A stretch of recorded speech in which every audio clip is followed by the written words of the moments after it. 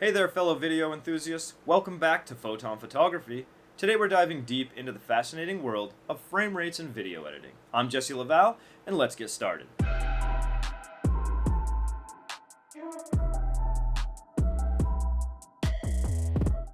What is frame rate? So what exactly is frame rate?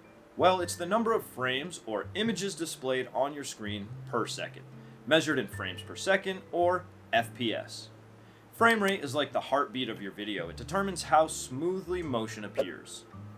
Common frame rates include 24, 30, and 60 frames per second, but there are high-speed options like 120 frames per second and beyond for capturing slow motion magic. Why frame rate matters. Now let's talk about why frame rate matters. First, we have 24 frames per second.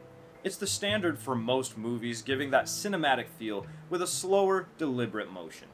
Think of it as the movie magic frame rate. Next up, we have 30 frames per second. It closely mimics how our eyes see the real world, making it perfect for TV and online content. It's smooth, but a tad less film-like. And then there's 60 frames per second. It's all about ultra-smooth, hyper-realistic motion. You'll often find it in gaming and sports footage, but be warned, it is less cinematic. Now let's tackle a common challenge, working with different frame rates in your editing projects with a base frame rate of 24 frames per second.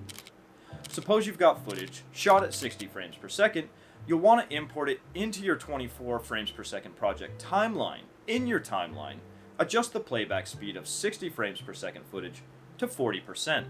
This gives you that classic cinematic slow motion effect without losing any frames. And if you're dealing with 120 frames per second footage for that super slow motion magic, it's a similar process. Import the 120 frames per second footage into your 24 frames per second project timeline and set the playback speed to 20%, and bam, you've got that jaw-dropping, super slow motion effect. So there you have it, folks. Understanding frame rates is like wielding a superpower in video editing.